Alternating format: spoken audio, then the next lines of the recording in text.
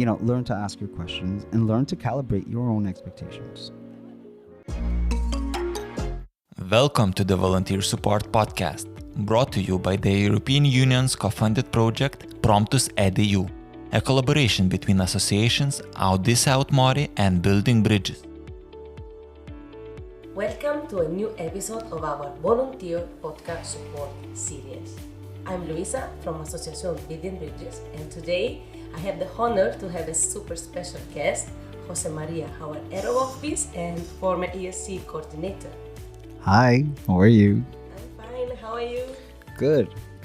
I'm very happy that you've invited me again to be with you, and I'm very excited to revisit that, those coordinating days of ESC. So super happy to be here. Thank you. Oh, I'm happy because we are going to dive into a very important topic. How to go about the selection, how to choose a volunteering project. Ooh, yes, this is a good one. It seems easy, but it's not so easy to look for the right project. Yeah.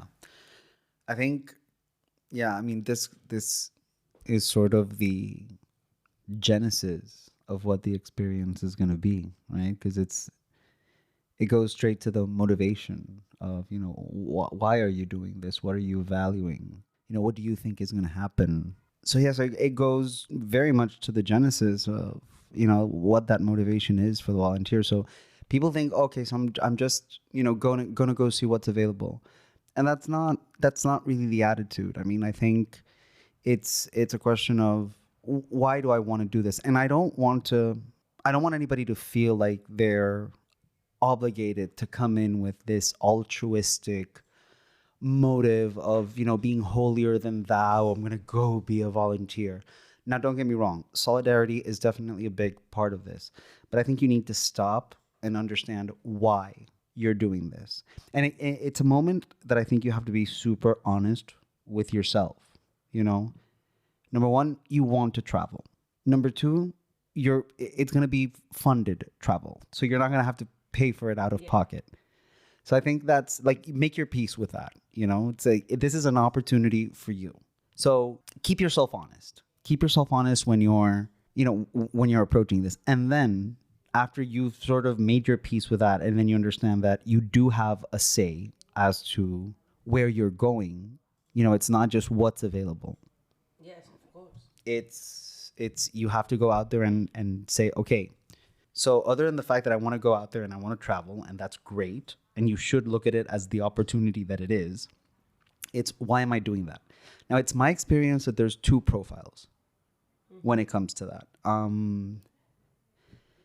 The first one is going to be the person who, well, let me go back a little bit here, because we're sort of viewing this from the Spanish side of things. We are a Spanish sending organization, and we deal with Spanish participants who are leaving Spain to go elsewhere.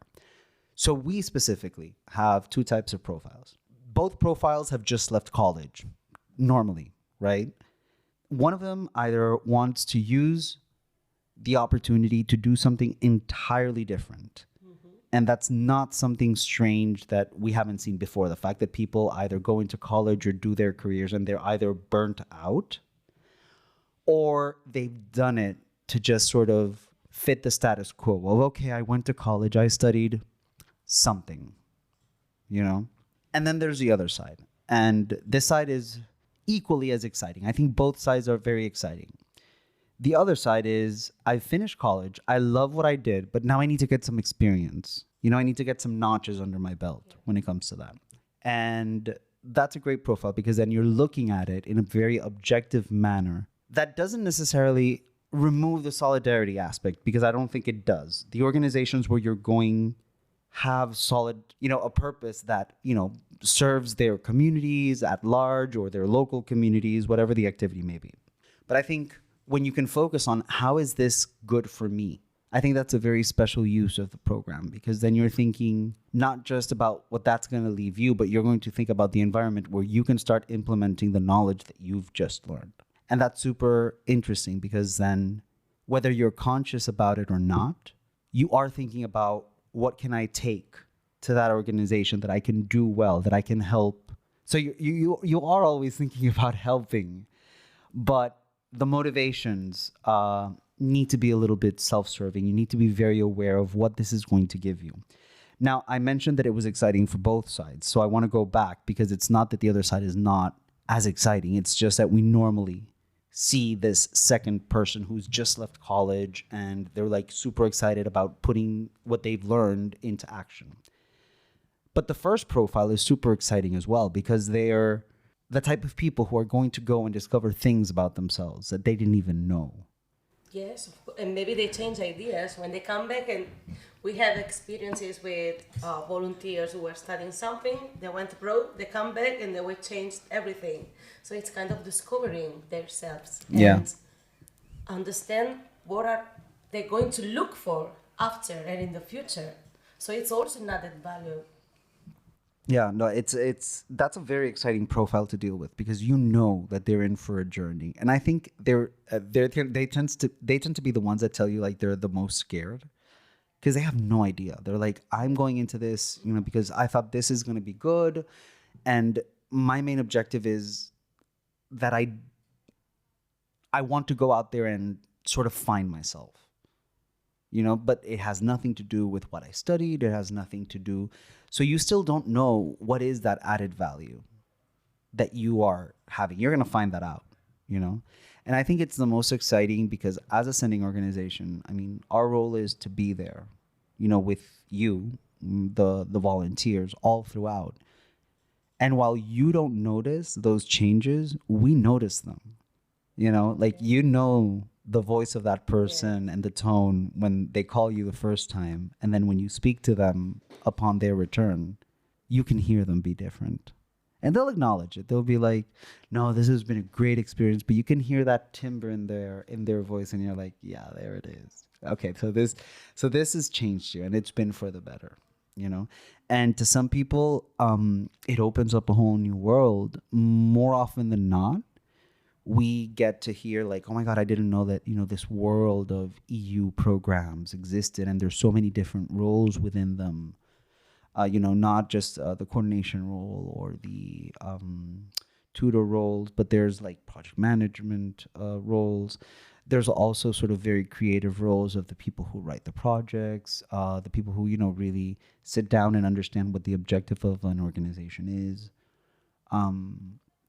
And then can find a theme for a project or a subject matter for a project that serves those purposes, and that helps the organization move forward in, what their objectives are. But it also helps the individual to grow and to gain like some really important life and professional experiences. So this is like, I don't want to put stress on anybody that's listening to us now. But just know that, the organizations are normally very aware, and we try to be very sensitive.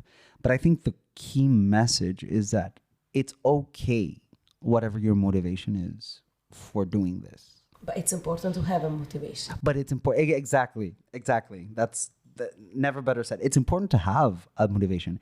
And if you can even take it a step further and really sort of have that conversation with yourself, you don't have to be honest with everybody outside, but be honest with yourself. Why are you doing this? How is that going to help you? And like I said, it could be something super concrete as, no, I studied this, I'm going to do this to further my CV. And that's a beautiful reason. We're the first ones who are out there, peddling the program as that. As saying, hey, this is a great add-on to your CV if you're still kind of wondering what's going to happen with you professionally. But I think for the more abstract user of the program, it's also super important to have that conversation. And at least, even if you're just going to acknowledge, you say, you know what, I just want to break from everything. But I think this is something that could work well for me. Because in the end, it doesn't matter the type of experience you have. And I think you only control that up to about a 50 or 60%, because there is another 40%, 50% that is definitely on the organization doing their job properly as well. But I think being honest, if you go into that and your objective is just to break with everything that you've done before, and because you just need to kind of like, wipe the slate clean and just find yourself in that way. It's an interesting thing to understand that experiences, if they're good or they're not so good, you're always going to learn something, whether it's a way that you want to be or a way that you don't want to be, or something that you want to do or something that you don't want to do. Yeah, of course. And all knowledge, I think, is valid. And I sometimes hear the stories of people who don't have perhaps the best experiences according to them. And that doesn't mean that, the organization who was hosting them broke any rules. It's just that, they chose something. And in the end, it maybe didn't fulfill them as much. But that's knowledge as well. That's knowledge that you could have only gotten through experience. And I have to say that probably, I'm going to say 70 to 80% of the time, there's always something in that experience that balances out. It's never like 100%, this was horrible. Oh my God, why did you send me here? I mean, number one, you went. Let's put that out there. You went. But more importantly than that, it's, there's you don't just go on a volunteering and just have one aspect of your life, which is your work. You continue to have a personal life. You continue to have a quote unquote professional life. And if you're learning from both of them, but if one isn't going great, the other one normally tends to balance that out. Like, like the work at the organization is not what I wanted. It's not what I thought it was going to be. It's not fulfilling me that much. That's knowledge. And again, that's only knowledge that you can get through experience. Only by doing something do you really know whether you like it or you don't. But the good, the silver lining there, so to speak, is that there's going to be another part that is probably going to be much better because you're going to be 100% in control of that. Mm-hmm. I think there's been very specific instances where we've had a volunteer that was really having a bad experience. And that normally is a combination of perhaps a bad choice, in the sense of you did it because you were either running away from something, or you did it rather, hastily because you just wanted to get out. And you thought, no, I'll just get out. But that also has to do sometimes as well with things that people don't control, and that as sending organizations, and please, for anybody who's listening to this, I think that's a vibe that you need to kind of achieve with your organization. Talk to them. Like, we're very honest with and very open when we talk about mental health. Like, what's your mind like right now? Why do you want to do this? Do you feel that you're in the proper headspace to do this? And I think it's important to have that conversation as well. Because that could definitely, if you're in a bad headspace by the time that you're making these choices and leaving, chances are leaving is not going to fix that. That we relate that a lot to going to running away from your problems, but it's not always running away. It's just that you made a series of decisions in a state of mind that perhaps wasn't optimal to make your decisions. But if you had been in a better headspace, you were going to make different decisions. Yes, I think it's important to take a breath and read carefully the description of each volunteering project when looking for one. Yeah. Take a moment, and I would suggest also an exercise that can be useful. Imagine you are looking on the European Solidarity Corps portal, and 1,000 offers are there displayed on your computer. Yeah. The exercise I would like to suggest is to use filters and filter the offers by countries or by kinds of activity, topic, and then for each offer, ask yourself 3 questions. Why this project sounds interesting to me? What can I bring to this project? What could be the added value that I can bring to the table? And what can I learn? Because it's always an exchange. I'm giving something, I'm helping, I'm putting on the table what I learned before at school or in other experiences, but I'm also learning from all the people I'm going to meet from the activity. So maybe this exercise may help you in understanding if this project clearly and better fit your expectation too, because it's also about expectation. Yeah, that's a lot about expectation, I think. And I think that's something that is going to help me, because I was going to say something something very controversial. I really like this exercise, but I'm going to take that a step further. I'm going to say, you know what? It's not that we don't love hearing from you, but 10,000 applications in one day can really overwhelm us. Like, we love your emails, but honestly, take a breath and try to be objective. But if you really are having a tough time selecting a volunteering, and you kind of want to expand your options in the sense of you want to put your eggs in different baskets to see what happens, then don't be a victim of that decision. Understand that you're still in the driver's seat, because even when you have that exercise, you still have kind of like that FOMO, if you will, of, I didn't put it in for that one volunteering and they were probably going to pick me, or I could have done that really well. There's still the interview. You're going to have an interview. And we always like saying the interview is not just for the organization to decide whether they want you. It's for you to make sure that you ask those questions, because you know how sometimes we get the info packs and not all of the information is there, at least not the important details, of like specific activities or how those activities rotate, or, if those activities are constant all throughout or if they change. The interview is a magical moment. It's a magical moment for you to ask the questions. And I think that as a tool for engagement, or for engaging that organization, or for sort of letting them know your level of interest, is super important. It's like going to a job interview and just sitting there for questions. It's like you're just letting something happen to you. Well, no. Be proactive. You ask, well, what type of culture is in this company? What type of, what are the working days like? What's the team like? Well, when you're going for a volunteering, I think it's kind of the same deal. You have to get into that driver's seat during that interview and ask the questions that are important to you, because they don't know what's important to you and what's not. For this reason, I would also suggest to ask practical information. Super practical information. Because you don't know where you're going to live, how is the transport in the place, which can seem like easy stuff, but no, because you need to know this in order to know what are you going to face. Yeah.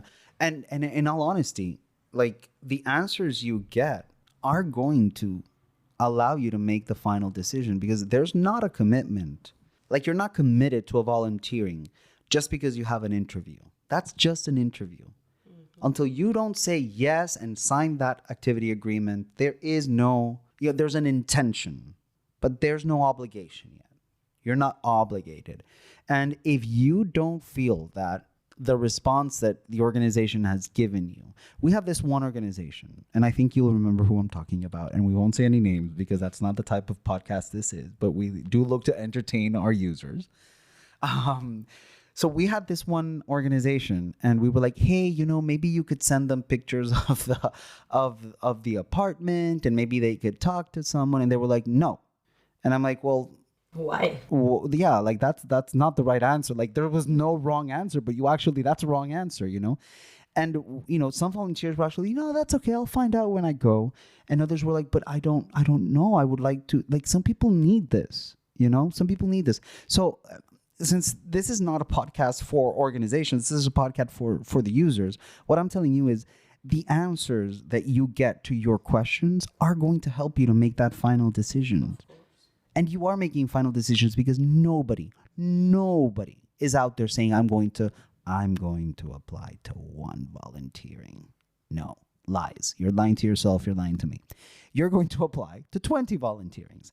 And the only way that you're going to be able to start crossing some of those off is by asking the questions, because the info packs are never going to have all the information you need. And if they select for one and you realize that you don't like it, it's fine if you say no. It's better realizing it before, after asking the right question, and choose another volunteering project that seriously fits your interest than going abroad just to go in this place and then being sad because activity are not matching your expectation, or because you were thinking about living in the city center but your accommodation is outside. So it's okay to say no and look for the next opportunity. No, and I'm going to be very practical about this. I would rather you say no even if it's the day before you leave.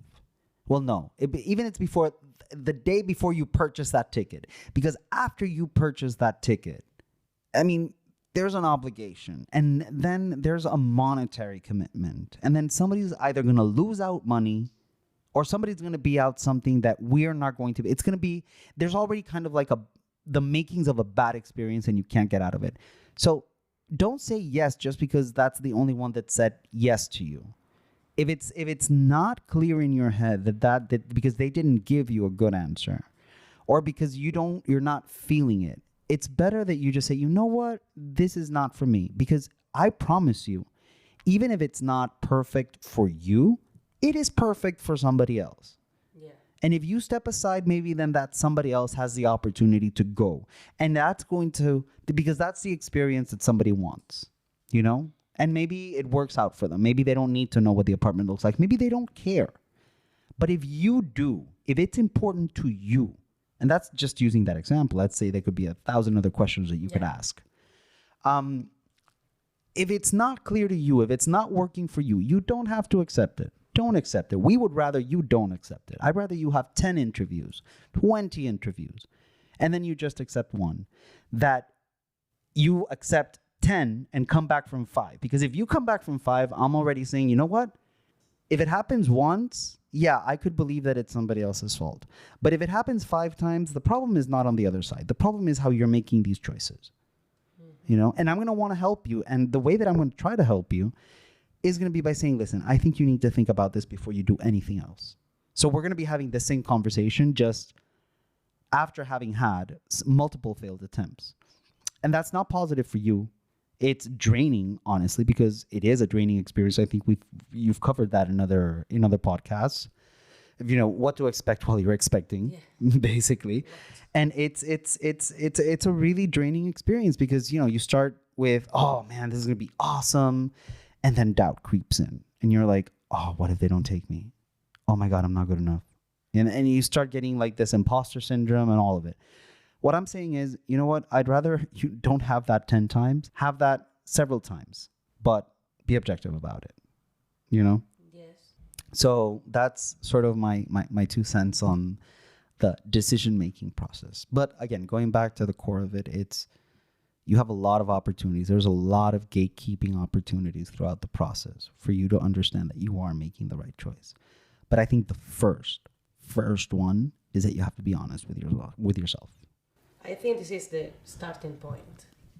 Yeah. When you are scrolling on the web page, being honest with you, set up your expectation and see the opportunity that match this expectation, and then don't be afraid in case you are selected for an interview to ask to see if those expectations are really a match. Yeah.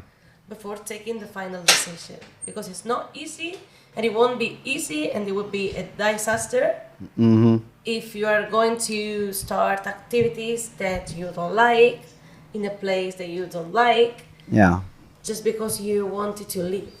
Yeah. And now you've opened that can of worms, and let's talk about that, because I want to talk about expectations and I want to talk about what you just said, because there's a lot of different motivations. And, you know, we normally say like, hey, you know what? Learning a language or that language shouldn't be the motivation, because you're going to be like in an immersive experience. The learning curve is going to be really fast, steep, but fast. But it's also going to be mixed in with culture shock and a whole bunch of things. But listen, I think it's fair enough to say that everybody sort of imagines themselves in this ideal nationality. Like, oh, if I were in this country, I would be so good. It's always like a big city. You know, it's either like, oh man, if I lived in London, or oh man, if I lived in Paris, or oh man, if I lived in Rome. That's fair. I think that's kind of a cool way. You know, if you really do see yourself in that way. And I think that goes kind of like to the core of a very European sentiment, you know, the fact that we can move around, that we're free to go and sort of find and live our best lives, you know, as we imagine them. So I think, like, I want to get that out of the way. That's definitely fair game for motivation, you know? And if that's your driver, my God, go for it. Do you, boo, you know? Go do yourself. But then there's the expectation part. And I think that's kind of like a 50-50. And we know that you have to understand. We know that as organizations, we believe in our projects, and when I'm talking to you, I'm going to sell you that project in the sense of I'm not for monetary value, but I'm going to sell you the idea of this project. I'm going to make you fall in love with it because I'm in love with it. Yeah. And if I'm good at that and you're not objective, you're going to buy into it. So you have to kind of counteract people's passion for their own projects with what you need to know. And that's the first part of the expectation. And then there's the second part of the expectation, which is your own expectation. I mean, it's fair game, but please try to curb it. Try to make sure that you're realistic about certain things. Remember, this is a volunteering. We're not going to be Emily in Paris with a 10,000 euro budget, we could get pretty close to being that ideal version of ourselves, but understand the context. I think you have to be realistic, as to that. So expectations are 50-50. But the good thing is when one side of the expectations, meaning the organizations, what they really offer, what that project is about, is confronted with the other one, which is you as a volunteer's questions. And also kind of like, again, being honest with yourself and trying to, ground some of those. When you confront those two things, you're going to have the most objective view that you can on what that experience could potentially be. Mm-hmm. And I think that's a really good way of balancing out. It's not going to be 100%. It's not going to be 100%. It's just not. But it's going to be really damn close. Yes, it's impossible to have the 100% before leaving. No, I don't think you're going to get it 100% right. Like I don't know if you have, but I've never had a call. This is exactly what I thought it was going to be. But this is impossible. It's two brains thinking about one thing, and nobody sees things the same way. Nobody. So yeah. So that's our hot take, I think, on this. Yeah, the expectation part is really important. And it's really important. If you're the organization and you're listening to us, then that's super important. Please set the expectations properly so people know what they're getting into. And we know that you love your projects. We love our projects as well.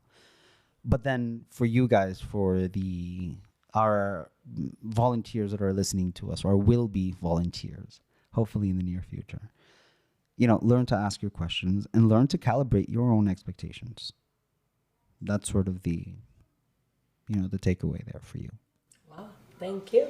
Yeah, my pleasure. It was a very nice conversation.